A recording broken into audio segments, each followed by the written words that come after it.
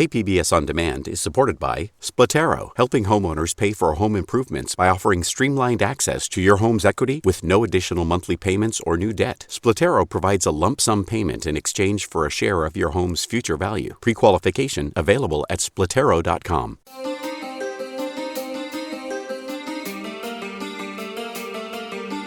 Welcome back to another edition of listener-supported KPBS Cinema Junkie podcast. I'm Beth Accomando.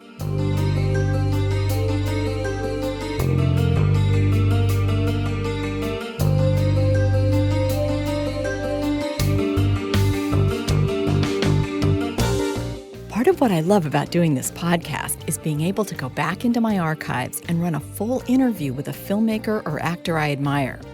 Back in the 90s, it was easy to get people like John Woo or Guillermo del Toro to sit down for a relaxed, hour-long one-on-one interview. But sadly, most of my radio stories would only use a couple minutes of the audio. Now with this podcast, I can share the full interview and allow for an in-depth conversation with some fascinating artists. For today's podcast, I turn to a 1997 interview with Canadian director David Cronenberg about his film Crash. The film just celebrated its 20th anniversary last year.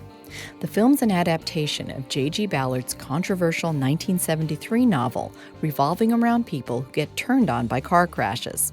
In the 70s, Cronenberg made low-budget horror films like Shivers, Rabid, and The Brood that gained notoriety for their gross-out effects and won acclaim for their ability to transcend genres.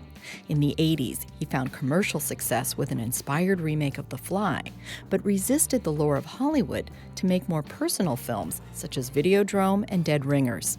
Then in the 90s, he made bold original films like Existence, as well as tackling seemingly unfilmable books such as William S. Burroughs' Naked Lunch and J.G. Ballard's Crash.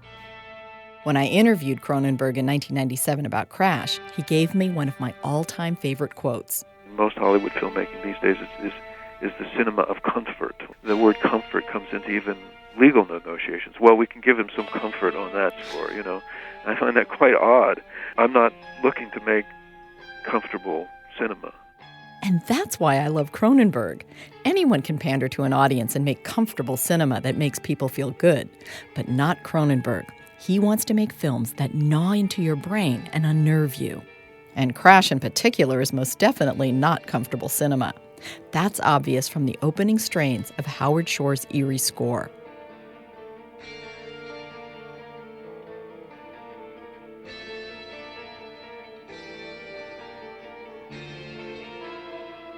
The film shook up a lot of people when it came out. The title Crash is fitting for this perverse erotic tale because not only does it refer to what excites the characters, but also because the film itself is like a car wreck that you feel compelled to look at and then feel guilty for being fascinated by. Not surprisingly, the studio was baffled by it and tried to sell it like a sexy car commercial. Beyond pleasure. Beyond pain. Beyond obsession. It's something we are all intimately involved in. Lies the rapture and the rage of Crash. Alliance Releasing invites you to fasten your seatbelt. You coming? But then the tagline was a little more esoteric. It read, "Love in the Dying Moments of the 20th Century." In the film, James Spader and Deborah Unger played James and Catherine Ballard, an upscale urban couple who are in love but whose sex life has reached a dead end. Then James crashes head-on into a car, killing the other driver and leaving the man's wife, Helen, played by Holly Hunter, badly injured. The accident ignites new sexual interests in James, and he discovers that Helen shares his obsession. Helen then introduces the Ballards to Vaughn, played by Elias Koteas, a guru in this car crash subculture. The car crash is a fertilizing rather than a destructive event. A liberation of sexual energy, mediating the sexuality of those who have died with an intensity that's impossible in any other form. To experience that, to live that is That's my project. What about the reshaping of the human body by modern technology?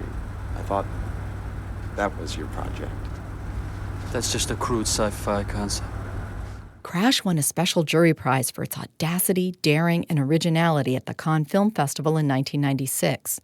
Then it had a near-fatal collision with Ted Turner, who took one look at the NC-17 film and refused to allow his New Line Cinema to release it. What may disturb people the most about Cronenberg's adaptation of Ballard's book is that he lets the story unfold without passing any moral judgment. He's like a scientist who sets an experiment in motion and then objectively and meticulously records the results. In Crash, he places a couple's inability to connect under the microscope. Incapable of direct emotional contact, the Ballards must use other people or things as intermediaries, and their desperate quest for shared intimacy proves oddly touching. In talking with Cronenberg, it's hard to believe that this articulate, soft-spoken man is the creator of some of the most disturbing films of the past few decades. Speaking from his Toronto office, Cronenberg addressed the controversy surrounding his film Crash.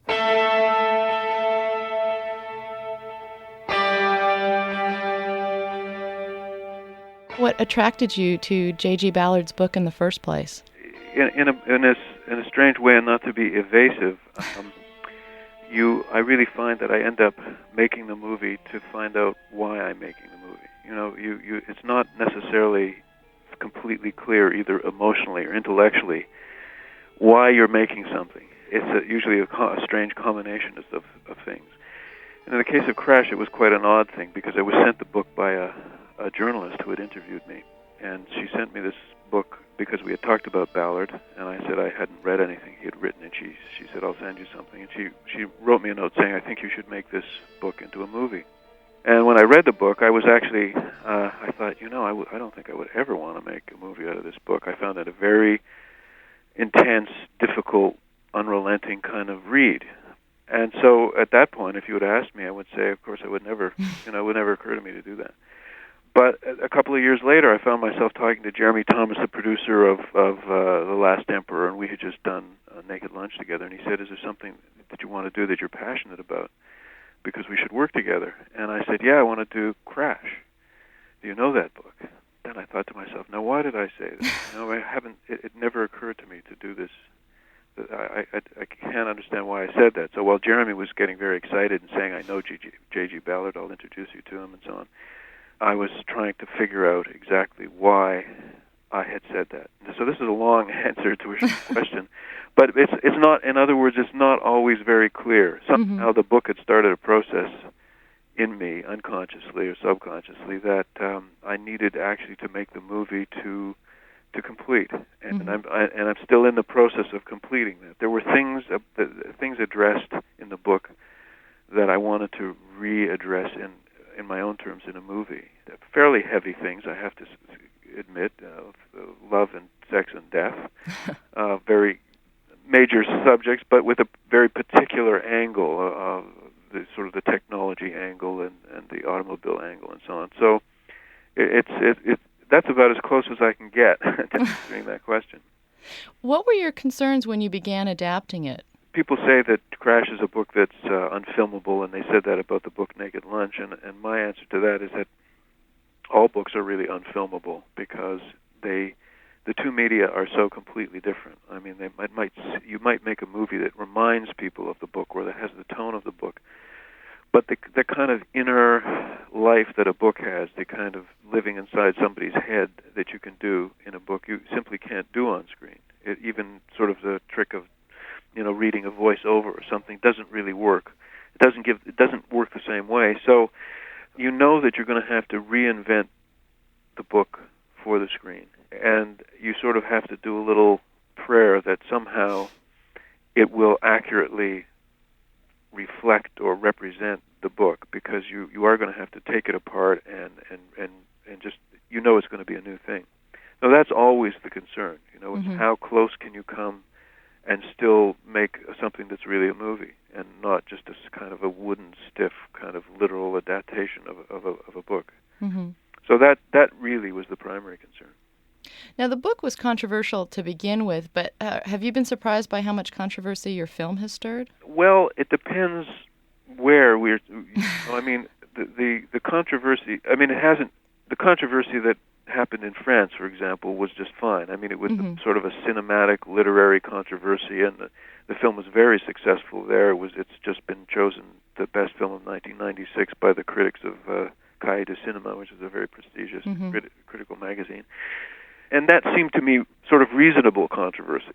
And in most countries, it has sort of been like that. But in places like the UK, it has gotten quite nuts, I think, and starts to be, have more to do with English politics, actually, and the panic that the Tory government has there, thinking that the Labour Party is finally going to defeat them after 17 years, has more to do with that, really, than the movie. And you start to see your movie being deformed in the press. I mean, most people probably think they know what the movie's like now. They've read so much about it in England. And in fact, they have no idea what it's like at all. It's a sort of a lot of the people writing about the movie, in fact, haven't actually seen it. That did surprise me. And I think it took, since Jeremy Thomas is English and he's one of the producers of the film, that he was quite shocked. And they keep apologizing to me for, and I get letters now from people who are fans of mine who are ashamed that England has treated the movie this way, of all places in the world. So it's sort of from one extreme to the other. So as I say, I knew that the movie would have to be, if it were successfully representing the book, of course it would be controversial on one level. But on another level, no, I have been surprised by some countries' reactions. Yeah. I was also interested in your reaction to the way Ted Turner had handled it. Well, yeah. I mean, now of course, what's happening in England is sort of a lot of people. It's the press, it's the politicians, it's the censors. So it's a huge thing. In the U.S., it's quite different because it's one man. Very few other people in the States have seen the film, so they haven't had even that chance to react to it. In England, it was shown at the London Film Festival, so several hundreds of people at least got to see it. There were press screenings finally. In the States, it was one man having a very extreme reaction, sitting alone or with a couple of people in a screening room. And Ted Turner is, I mean, I don't know the man personally, but I find him a very interesting and eccentric character. Quite frankly, I think he should have liked the movie if he had. But he reacted in a very typical kind of way, which is just to react to the surface of the film, not really to get into it, and worrying about kids who will see the movie and crash cars, and I was like, kids will have sex in cars, he's saying, and I'm thinking, Ted, where have you been? There's a whole generation of Americans who were conceived in the back seats of 1950 Fords, I mean, this Crash the movie did not invent teenagers, sex, and cars, and in fact, there are no teenagers in the movie. This is the other thing. I mean, these are all people in their mid-30s and 40s in the movie, so it's not even about teenagers. What about the Dukes of Hazzard that play on Turner's TBS? I mean, it didn't make any sense. He thought it was quite an extreme and unbalanced reaction. Unfortunately, he was able to lean on some people at New Line, and that is really that delayed the release of the film. So that was one very powerful man interfering where, in fact, legally he didn't even have the right to interfere. That's what happened in the States. We won't really know the real reaction in the U.S. until the movie comes out and is shown to some of the critics. Did you have to make any changes to finally get it released? No, it will be shown uncut. It'll be the same version that was shown at the Cannes Film Festival where it won a prize there. Well, one thing that's always interested me about depicting sex in films and stuff, I remember when Clockwork Orange had come out, to change it from an X to an R, they cut out the William Tell overture scene, which was like the only scene where people were actually enjoying sex. Yeah. No, I mean, you cannot second-guess the minds of censors. It's very strange, and it puts, when you give a normal person the power of censorship, you get very bizarre results, quite, I think, psychotic results. And if you have, like 5 groups of 5 people, censoring a film, none of them will come up with the same things to censor. That's the other weird thing. There's no unanimity about what is bad or dangerous or whatever. But I mean, I have to say that if you look at the movie Crash frame by frame, you will not find one frame that is particularly unique. I mean, in terms of sex or it's not a violent film. it's really conceptual. I mean, what people are really reacting to with Crash is the conceptual aspects of it which disturb them. Mm-hmm. And they then, because it's so unusual and it's discussing such an unusual approach to its material, they don't really quite know how to react. So they sort of snap into the next available pigeonhole, mm-hmm. which is that it's violent, but it's not. I mean, or mm-hmm. it's pornographic, which it is not. You know, that it's that sort of thing. It's a very, I mean, as far as I'm concerned, it's actually, I thought it was rather restrained. Really. Yeah. And just in terms of violence, there are no guns, no knives, nobody is stabbed, nobody is punched, nobody is clubbed, nobody is beaten in the whole movie. Nobody's mm-hmm. even slapped in the movie. You know, so where they get the idea, nothing that you would see in even a normal action picture is there in this film. So in terms of violence, so it's, mm-hmm. as I say, it's conceptual violence, not sort of graphic screen violence that people are experiencing, I think. And also, I think there's so many seemingly contradictory things going on at the same time. I mean, there is a lot of nudity and a lot of sex, but you can't qualify it as like exploitative or pornographic. No, because I mean, for one thing, if it were meant to be a porno film, it would be, I think, a very poor, inadequate porno film. You know, it's really not delivering what anybody who wants mm-hmm. from porno. So that's kind of silly, right there.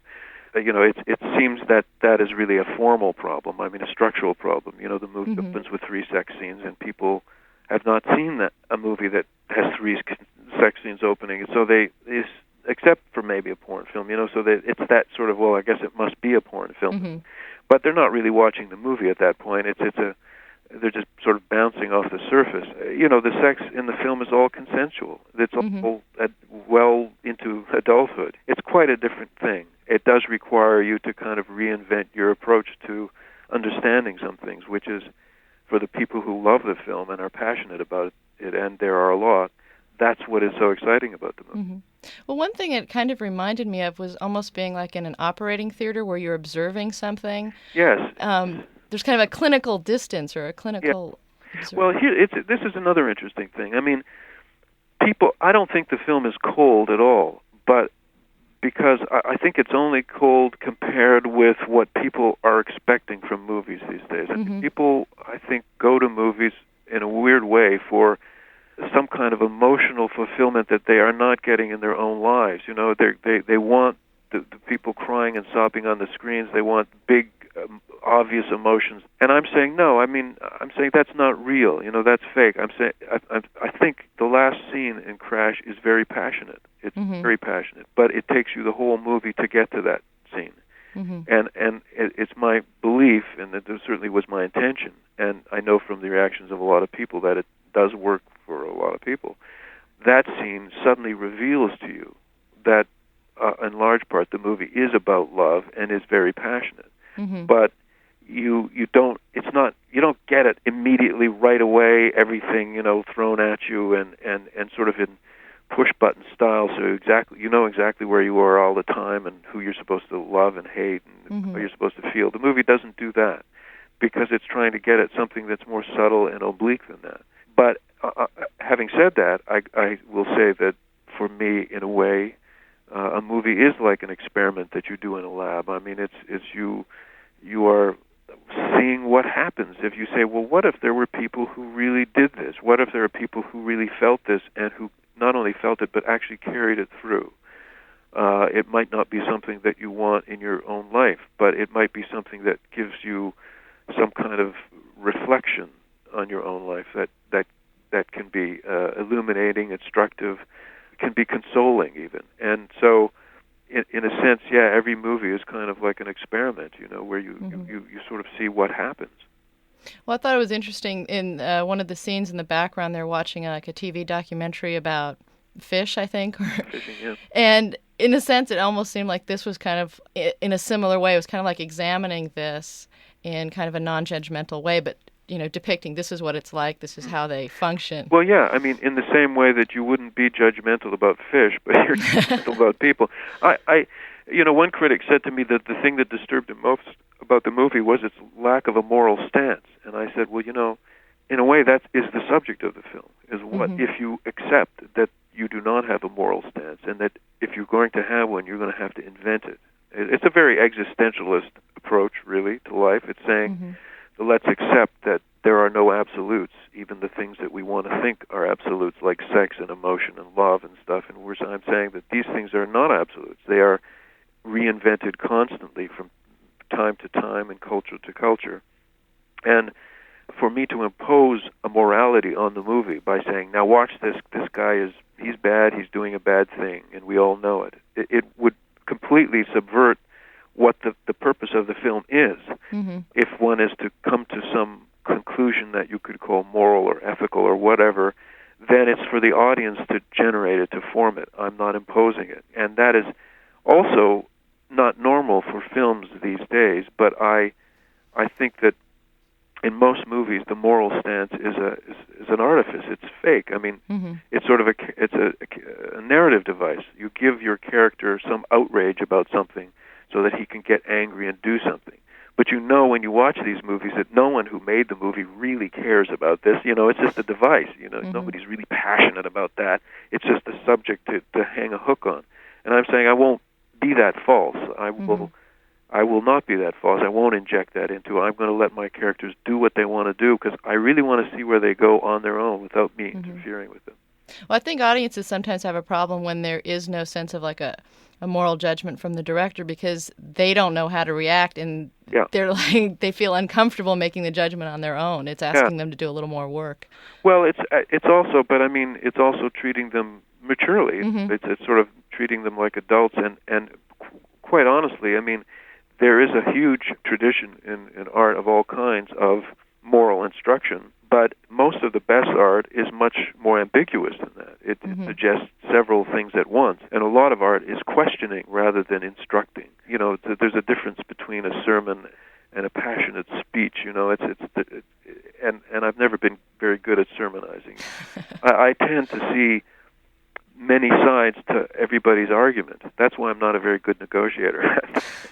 Because I'm just as likely to say, he's right about that, which is not good when you're negotiating, especially your fee for a movie.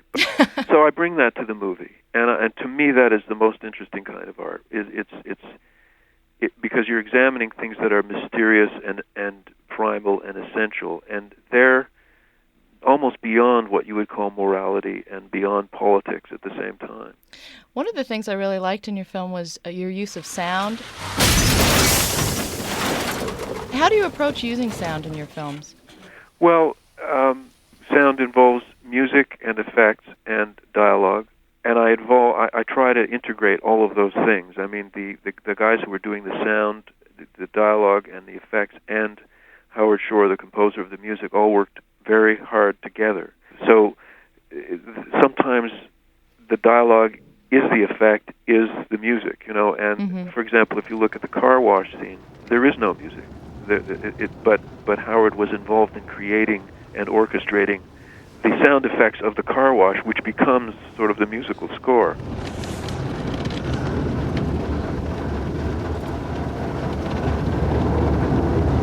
I think that sound actually is what adds the third dimension to movies. It gives you depth. It gives you the world beyond the frame. You hear things that are not seen within the frame. So it's extremely important. And I never go for strictly naturalistic effect. I want, sound effects have emotion. They can have emotion and they can have meaning. So I try to get all three of those elements to integrate with each other.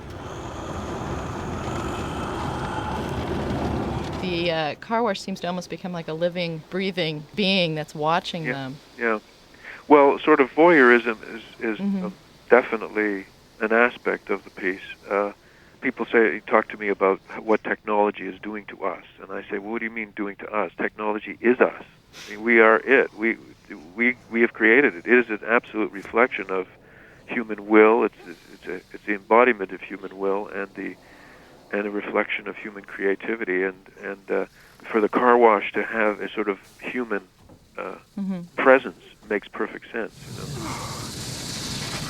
It was just odd because it seemed like the car wash itself was more of a voyeur than the technicians that were there, like scrubbing down the car. Yeah, they don't notice. I mean, they're completely oblivious. Just like in the airport when they have this mad, passionate moment of sex, there are people walking around in the background, and they don't notice.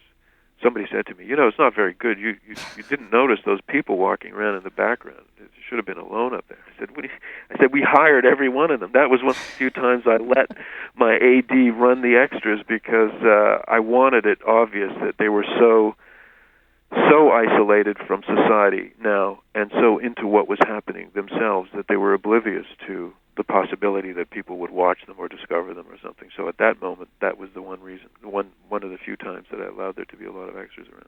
One of the things that interested me, too, was the way you increasingly isolate them. It almost feels like they're moving in a parallel universe to the real world. They're doing things... Certainly that was the way the book felt, too. I mean, what I did was what I think Ballard did as well, but maybe it's done less often in movies, is simply to say, I will not put anything in the film that doesn't interest me. I won't do anything just because it would be realistic.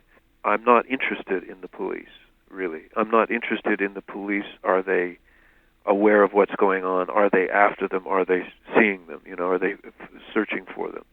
And it was the same in the book. I mean, the police exist sort of almost in the foreground, in the periphery. They're not important because that's not what the movie's about. It's not about the commission of a crime in a society. It's quite something else. So, likewise, I had an assistant director who always had 50 or 100 extras to throw on the street to make the streets come alive. And I kept saying, no, I don't want to see anybody. I'm not interested in those extras. I'm not interested in their reaction to things. I'm not interested in whether they notice that there's this naked woman in this car. I don't care. That's going to be a distraction. So in other words, I was simplifying it. I was distilling it to a very intense essence, and that was my approach to the film, which is why you get the effect that you just mentioned. That was especially true, I thought, in the scene where they stop at the freeway crash, and it's like, they're posing. Catherine's sitting in the car and taking the pictures, and you think it's like they're just moving in two different worlds and not even seeing each other. Well, that's right. I mean, in fact, you could probably get away with that in an accident like that. But, yeah, I mean, they're sort of slipping by each other. And, of course, what these people are doing is trying to create a parallel universe. I mean, they're trying to rewrite the laws of sexuality and of love and everything else. And if you really were to do that completely, you would be in a kind of parallel universe. You wouldn't be relating to other people. They were relating to you. And unless you had a group who was with you on that sort of adventure of reinvention, you would be quite alone. I hadn't read the book, but I understand you the James Dean sequence where they reenact the crash. Now, that wasn't in the book? That's correct. And what made you add that in? Well, in the book, there are two things. Vaughn actually stalks Elizabeth Taylor in the book. He's obsessed with Elizabeth Taylor, the film star, and he wants to have a crash with her, and he almost manages it. And the other thing is that there is a scene where they go to attend a recreation of traffic accidents, but just sort of normal traffic accidents, not sort of stunt driving accidents, not of anybody famous. Although they do talk about recreating Jane Mansfield's crash and so on, I think. And James Dean is mentioned. But I didn't want to use the sort of stalking Elizabeth Taylor thing for several reasons. One is that Elizabeth Taylor isn't even Elizabeth Taylor anymore. And Vaughn as a stalker, I mean, I'm calling him a stalker because you haven't read the book. You wouldn't think that word necessarily the way it's written. But on screen, I think he would be seen just as another psychopathic celebrity stalker. And I thought that would diminish Vaughn, make it easy to dismiss him as some kind of psychotic. And I really thought it would distort what I wanted to do with him as a character. So for those two reasons, I kind of just dismissed that element. And my solution, though, to replace it was to have the car crash thing involve another Hollywood icon, but a dead one. How did you approach shooting the crashes? Well, somebody said to me that your car crashes aren't very realistic. I said, oh, no? He said, yeah, there's none of those slow motion things where they flip over in slow motion and you see it from 5 different angles. I said, to you, that's realistic? And I asked him if he'd ever been in a car crash. He said, no.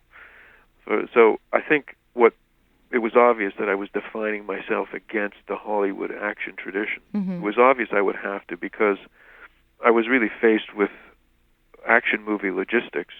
having sort of 35 stunt drivers and 35 stunt cars on a rainy road at night and so on.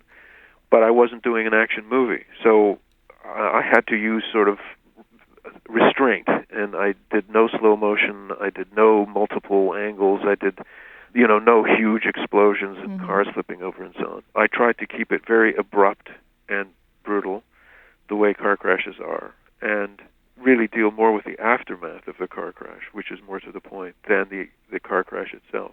And so that was conceptually, and that was basically the way I went. Well, it also seemed, too, like when Vaughn's following Catherine, it's also like a flirtation. I mean, every little bump absolutely. is... Oh, yeah, absolutely. I liked her attention to detail in the film. Just mundane things like how she gets her stockings off in the car when they try to have sex.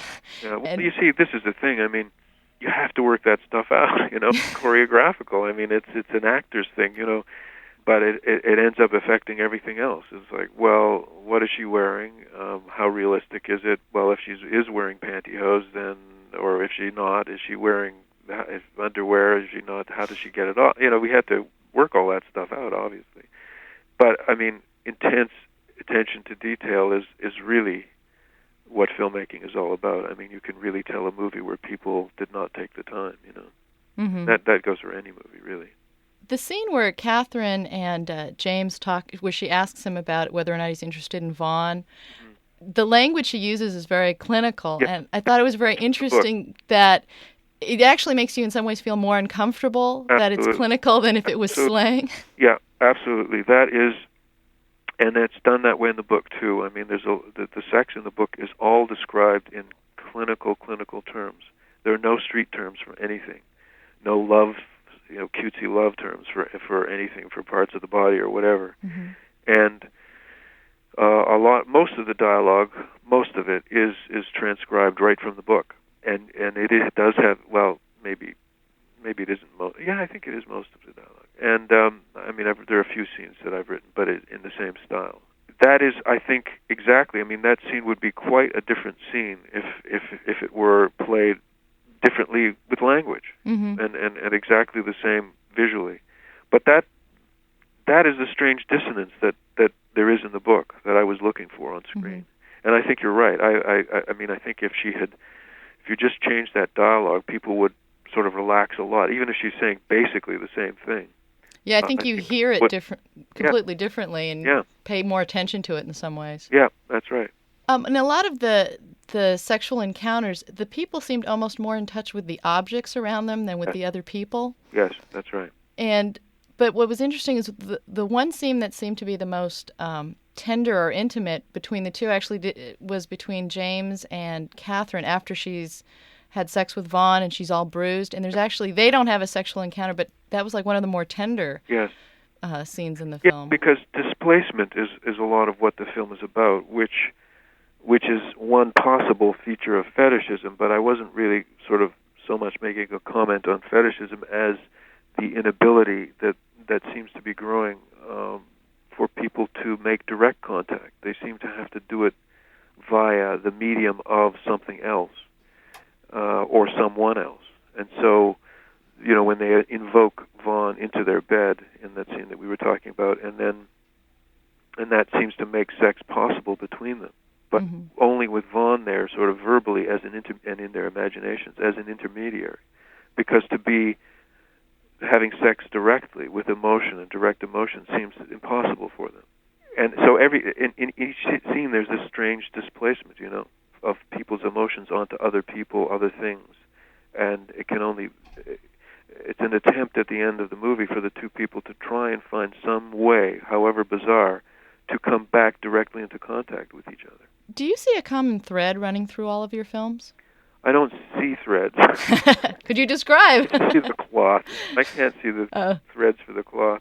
Analytically, I mean, of course, when I'm put in the position of being a critic of my own films or an analyst, then I'm just another analyst, and my analysis can be only as good or as bad as anybody else's. My assumption is that there will be connections amongst all my films because I'm making them, and they will all. I don't get interested in most films. I mean, I get sent a lot of scripts and so on, and I find them completely uninteresting to make. Maybe there's something you might want to watch, but there's a special kind of switch that gets flipped when there's something that is exciting on that very deep creative level. And I know, therefore, that my films will all have real connections amongst themselves. And I don't have to, when I'm making a film, I don't analyze it or think about it. I don't think, oh, this is just like that, or, oh, yeah, this will be good because it's just like the theme. You know, a lot of critics, I find, confuse their critical process with my filmmaking process. They think that you make a film the way you might think it out while you're analyzing it as a critic. Completely different. It comes from a completely different place entirely. But, you know, I've read some stuff about my films. I don't like to read too much of it. But, you know, there are obvious connections, I think, amongst them all. Well, it seems like they move almost in kind of a logical progression, and you seem to always be refining your style. Well, that would be nice. I mean, in terms of, you know, you hope that you get better and better and more mature and certain and whatever. It doesn't mean you can't make a bad movie and then go on to make another good movie, but whether it's really a progression or it's some kind of not really linear at all, but kind of, I think it's more like a spiral or a helix, you know. You look down on a helix and it looks like a circle, but when you look at it from the side, it's not, you know. You're not really, you're coming around, but you're also rising up. So it's not an absolute repetition at all, and it's sort of, what I'm doing sort of feels like that to me. And I try not to put restrictions on it intellectually. You know, I try not to say, well, now, I mean, after I did The Dead Zone, a lot of people were saying, oh, well, he's now left sci-fi behind and horror, and he's not using effects and bloodiness and stuff. And then I did The Fly, you know, the very next movie, because I don't even think in those categories, you know. I can't really, I mean, my next movie might well be a sci-fi movie. It looks like it might be. And I think that's really, that aspect of it is sort of a marketing problem rather than a creative problem. You know, if is it a genre film, is it sci-fi, or is it a sort of, a naturalistic tragedy or whatever? You know, that really doesn't affect how you make the film. Well, your films always seem to kind of transcend whatever genre they seem to be starting in. Well, you're very sweet. That would be nice if it were, you know, I certainly, as I say, I mean, you know, I've said this before, you'll forgive me, but I mean, you do feel like you've got a plug and you're sort of looking for the socket, you know. When you find the socket and you plug in, you get the juice and you have the energy, and it doesn't seem to matter what the genre is, you know. So underneath all the other stuff, if the plug is there in the socket, you're connected with your source. You know, you are making a real movie for yourself. You began in what would probably be called low-budget horror. Was that a hard stigma to shake? I mean, was it hard to kind of get people to see your films as something other than that? Well, I never really tried to shake it, and it's you know, I only dislike it when it's used dismissively. You know, when they say horror meister or something like that, you know that they're trying to dismiss you, so they're using it as an insult. But in real terms, I love the genre. You know, I mean, sci-fi and horror were very exciting to me as a kid, reading sci-fi magazines and so on, and seeing movies. And people said, "Oh, it was a brilliant sort of career strategy to start off in low-budget horror because, you know, that's where you could make a low-budget horror movie that would actually make some money." And I said, you know, it's absolutely luck. I mean, the first script I wrote, that's what came out. When I was in public school writing short stories, I wrote horror stories. You know, I mean, sci-fi. I mean, you know, it was the same stuff. It's natural to me. It was very natural for me. It was just luck that it was the one place where you could sort of start with no money, and people would take you sort of seriously. I think Wes Craven, who's just got a hit now, Scream, said that I was one of the few people he knows who made more than one horror film at the beginning of his career, but still seems to be able to make not horror films if he wants to.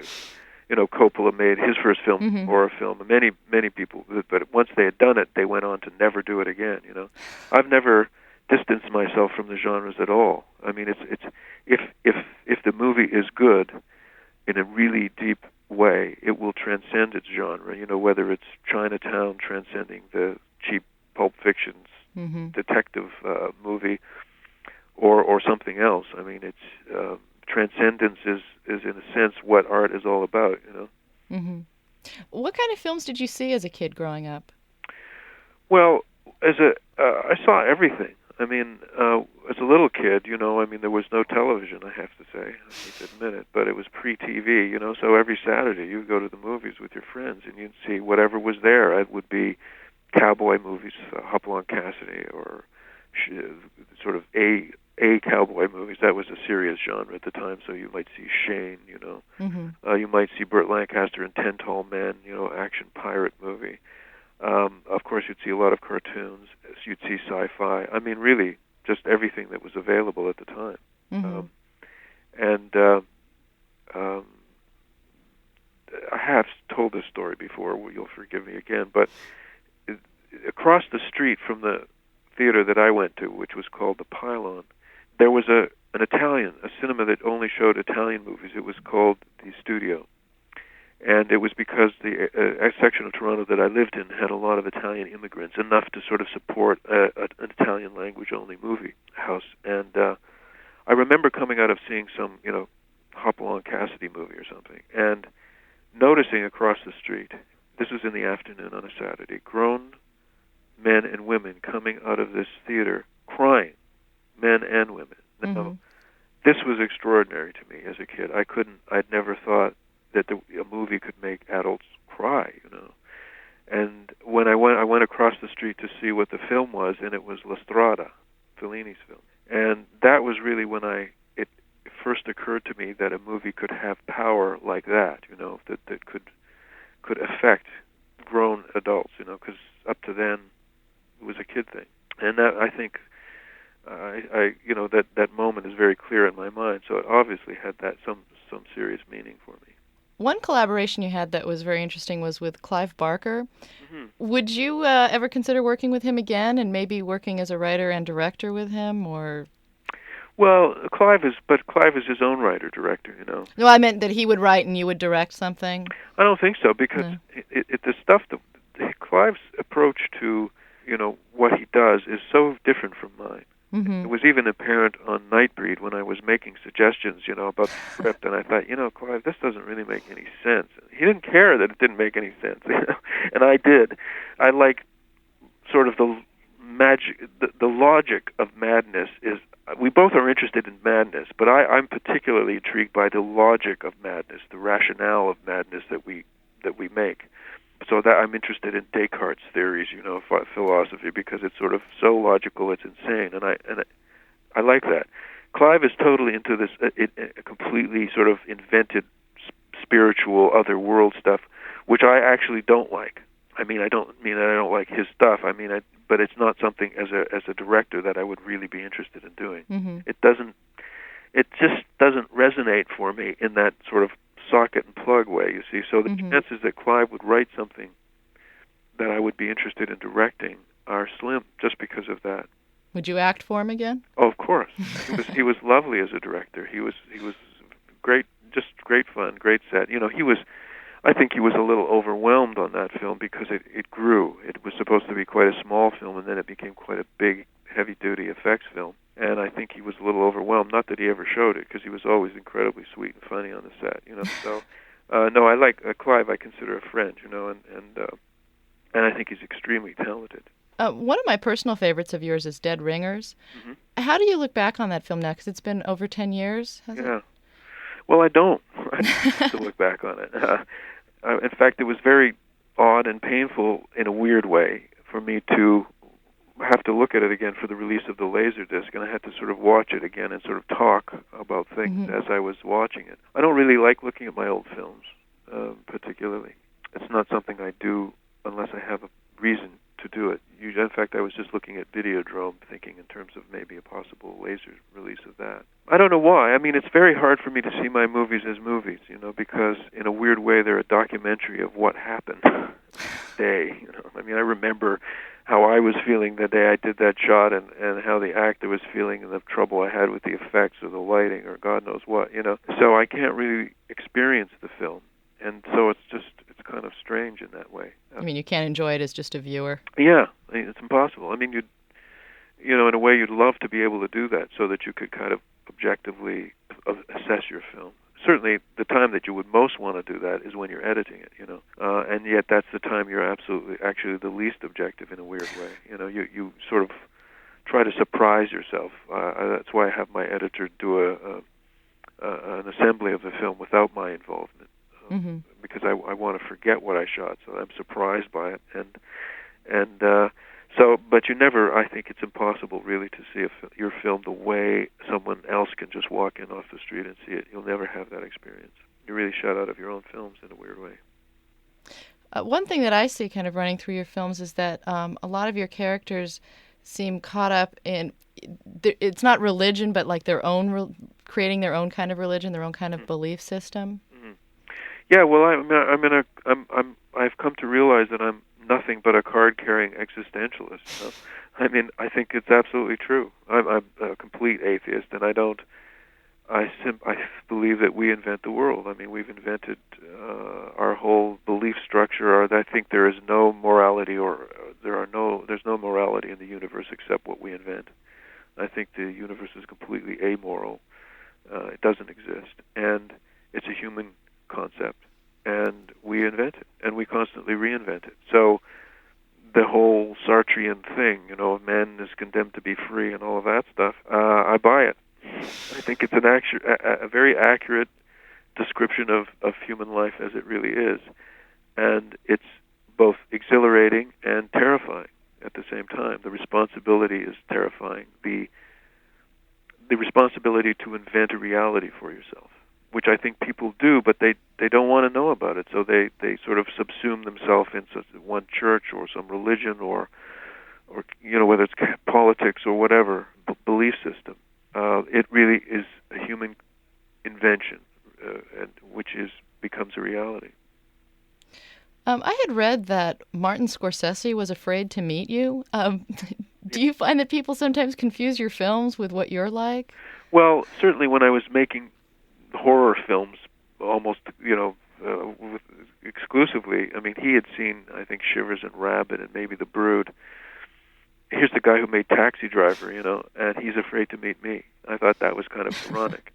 And it shows you that even a creative person who should know better doesn't really, listen, it's ironic. You read something in the press, and it's your interview, and you're outraged because you've been misquoted and everything's been distorted. Then you flip the page to the next page, reading about somebody else, and you believe everything you read. It's sort of like that. Marty should know that you are not your films in terms of personal presence and social behavior. In fact, it's probably more likely to be the opposite. Everybody knows that comedians are hideous people. And very happy and very bitter, So it stands to reason that people who make dark films are in fact rather happy-go-lucky people. And of course, as soon as we met each other, he knew, that it was, there was certainly nothing to be afraid of, and we've been friends since. But that's it. The relationship of an artist to his work is a very complex one, and there's no consistency from person to person either. So. You just don't know what you're going to get. I read a quote of yours, and maybe it's not true, but where you said that you like to show the unshowable and speak the unspeakable. Is that something you still find true? Well, yeah. I guess I was in my sort of phrase-making phase, and you are looking for truths that go deeper than the surface reality that we are all presented with. I think really, I think it was intended to suggest that I was going to make really hideous movies that would be very scandalous. But I wasn't really meaning that, of course. I was meaning that, like the fool who says, unloads all the family secrets at the birthday party, and whom nobody really likes for doing it necessarily, but in a way, somebody has to say it. It's sort of like that. That's what you feel like. You want the truth, no matter how painful or distressing it might be. And you have a compulsion to show it to people and share it with people, even though they might not want you to. And to me, that's the most interesting, exciting kind of art. It's you might find something really quite positive, not necessarily negative, but something that's not noticed or hidden for some reason. I think that's the impulse. I mean, if everything were right out there, if everything were understood, there would be no need for art. If everybody knew everything. So I tend to not be interested in just replications of the same stuff that everybody knows, which really seems to be what most Hollywood filmmaking is about. I mean, most Hollywood filmmaking these days is the cinema of comfort. The word comfort comes into even legal negotiations. Well, we can give them some comfort on that score. I find that quite odd. I'm not looking to make comfortable cinema. There's enough of that around. And it's the easiest and safest stuff to do, and somebody's got to do the other stuff. Well, I think I talked to one director who described it. He said all films have the same theme in Hollywood. It's that everything's going to be okay. Well, I think that's quite true. That's quite true. And even when and how many movies you might see that start with a very tough premise, and you realize it's all bluster because they cop out on it long before the end of the movie. Of course, I mean, a movie like Crash doesn't. I think that's another thing that bothers people, is it has the audacity to carry through on its presence right to the bitter end. Do you consciously feel like you like to push things just beyond the point where you think the audience can take it? No, not really. I actually feel, because I have my ideal audience in mind, which is an audience that wants that experience, and therefore they, in fact, would be frustrated if I didn't do that. I'm not really a provocateur. I don't think of myself in those terms. I don't think of myself as combative or confrontational at all. I mean, I've never met Oliver Stone, but from his movies and, interviews and stuff, you might get the impression that he enjoys that kind of combat, I don't really. If everybody who saw Crash said, I adored this movie, I would be happy. I swear to you. Not think, oh darn, I failed because I didn't make them crazy. If they said they adored it, I would assume that they got it, and that would be fine with me. One thing I wanted to ask about Crash also was, do you see that the characters in pursuing these crashes and stuff are hoping that technology is going to save them, that they're trying to cheat death by surviving a car crash and? Oh. No, I don't. No, I don't think that. I think they do experience technology as an expression of their humanness, and are willing to embody it in a more direct way, but not necessarily to save them. Because I don't. Nobody's talking about cryogenics and living 1,000 years old or anything like that. No, I think they're really.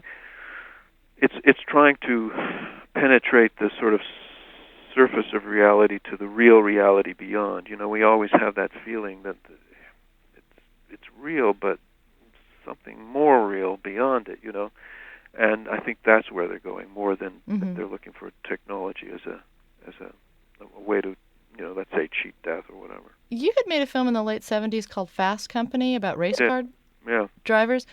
Did that in any way come up when you were making this film? I mean, was there any connection that you felt in terms of the way you shot some of the stuff in that film? Well, actually, yes, because a lot of people that I've worked with since, in particular Carol Spear, my production designer, that was the first movie that I did that she worked on.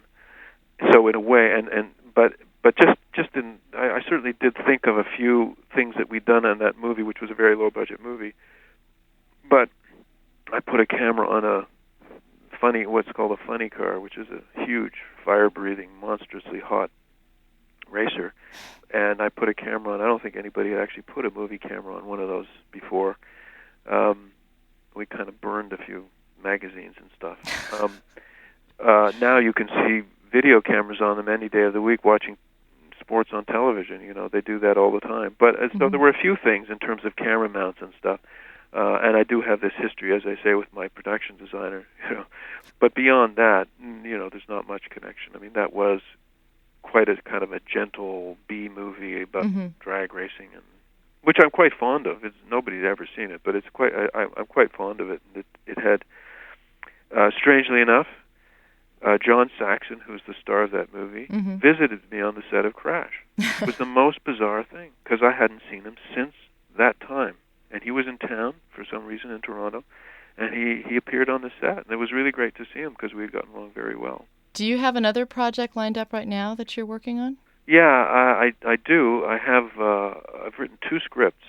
One is called Red Cars, which is about racing, I have to say, but from quite a different perspective. That would be maybe more directly related than Fast Company. But that's about Formula One racing in 1961 for Ferrari. But it's as you might expect, it's not a sports movie exactly. Whether I'll ever get to make that script, I don't know. So there are some people interested in. There's some problems involved in getting it happening.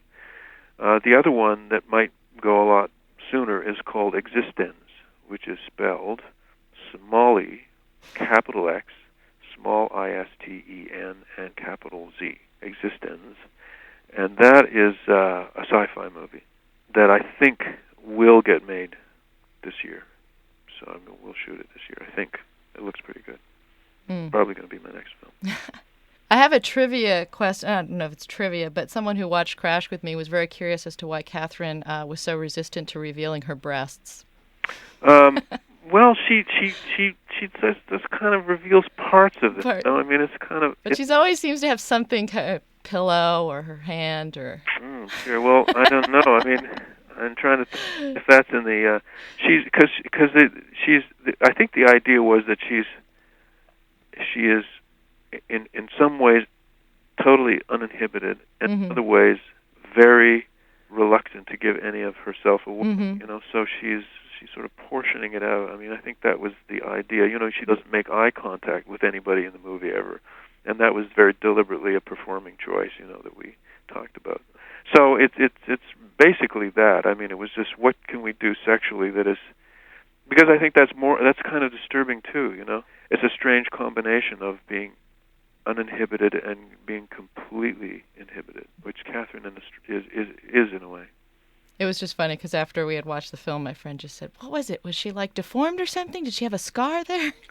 No scar. But you see you do actually end up seeing quite a bit of her breast, yes. Really, but you just don't see her sort of just, it was that total abandon and freedom that you would have if you did that. We wanted to hold something back. That was really the reason. Okay. Well, thank you very much for your time. I appreciate your generosity. It's a pleasure. Thanks a lot. Okay. Bye. Bye-bye.